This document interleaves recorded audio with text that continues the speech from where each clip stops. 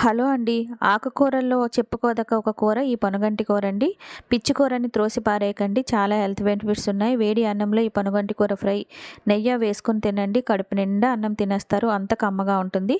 4 కట్ల పొనగంటి కూరని బాగా కడుక్కొని ఈ విధంగా ముక్కలుగా కట్ చేసుకొని ప్రక్కన పెట్టుకున్న తర్వాత స్టవ్ మీద పెనం పెట్టుకొని 1/2 కప్పు వరకు గానుగ నూనె వేసుకోండి. కాగిన తర్వాత మినపప్పు, శనగపప్పు, ఆవాలు, జీలకర్ర వేసుకొని వేపుకొని ఫ్రై చేసుకోండి.